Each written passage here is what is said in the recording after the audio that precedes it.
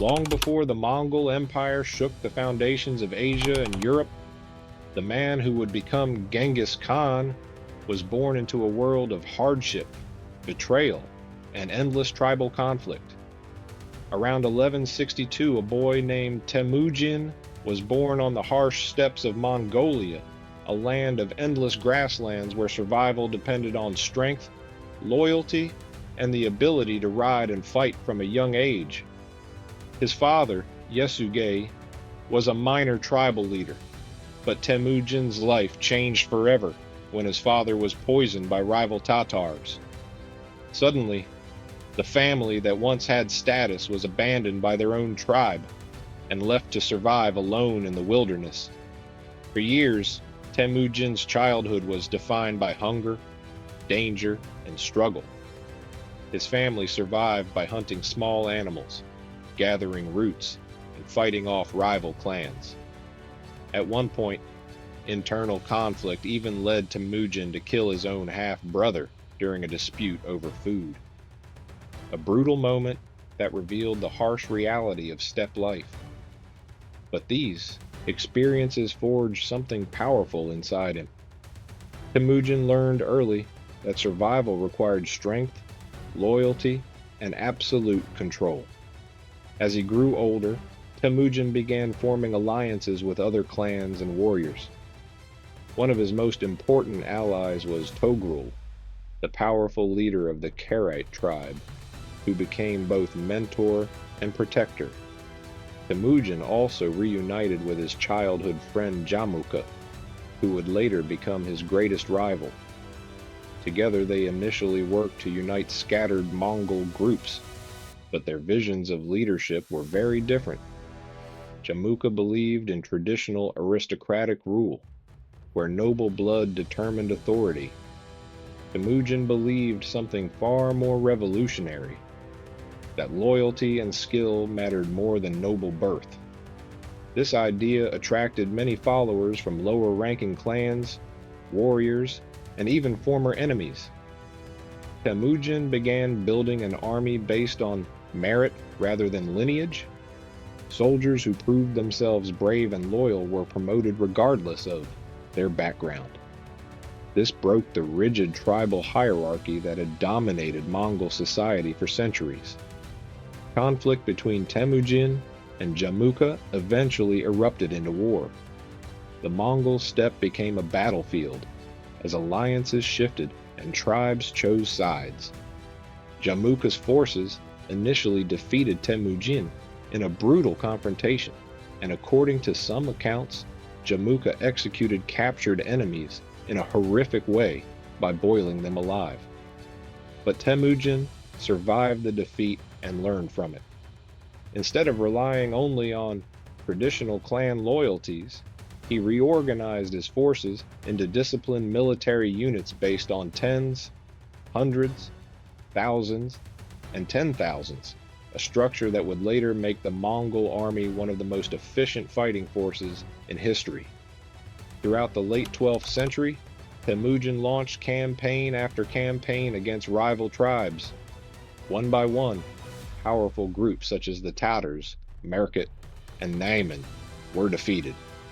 Some were absorbed into his growing confederation, while others were destroyed entirely. Temujin's strategy combined speed, discipline, and psychological warfare. His cavalry could travel enormous distances across the steppe, striking enemies before they even realized an attack was coming. Temujin also used intelligence networks and deception in ways rarely seen at the time. Scouts gathered information about enemy movements, terrain, and weaknesses. During battles, Mongol forces often pretended to retreat, luring enemies into traps before surrounding them with fast-moving cavalry. These tactics made their armies terrifying opponents on the battlefield. By 1206, after years of warfare and political maneuvering, Temujin had defeated or absorbed the major tribes of the Mongolian steppe. At a great assembly known as the Kurultai, tribal leaders gathered to recognize his dominance. It was there that Temujin was given a new name, Genghis Khan, often translated as Universal Ruler or Oceanic Leader. With this title, he officially became the supreme leader of the unified Mongol people. But uniting the Mongols was only the beginning. Once the tribes were unified, Genghis Khan turned his attention outward.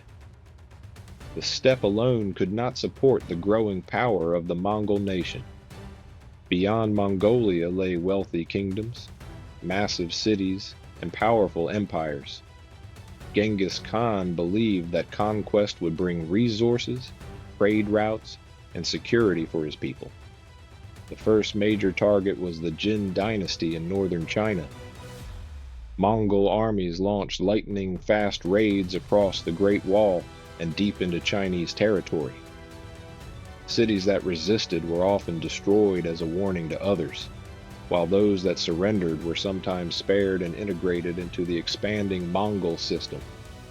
But the campaign that truly shocked the world came in 1219, when Genghis Khan turned west toward the Khwarezmian Empire, a vast Islamic state stretching across Central Asia. The conflict began after Mongol trade envoys were killed by a Khwarezmian governor, an act Genghis Khan considered a grave insult.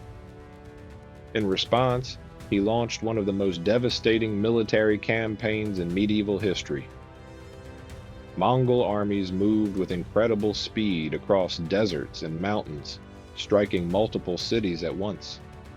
Bukhara, Samarkand, and other powerful centers fell to Mongol forces. Many defenders were overwhelmed by the Mongols' coordination, mobility, and relentless tactics. Within just a few years, an empire that had once dominated Central Asia was shattered. By the time of Genghis Khan's death in 1227, the Mongol Empire had become the largest contiguous land empire the world had ever seen. It stretched from the Pacific Ocean to the edges of the Caspian Sea, linking distant regions through trade routes and communication networks. Yet Genghis Khan's legacy was more than just conquest. He introduced laws known as the Yasa, which established order across the vast empire. Religious tolerance was encouraged, allowing Buddhists, Muslims, Christians, and others to practice freely under Mongol rule. Trade across the Silk Road expanded dramatically, connecting cultures and economies from China to the Middle East and Europe. The boy who had once been abandoned on the steppe had transformed into one of the most influential figures in world history.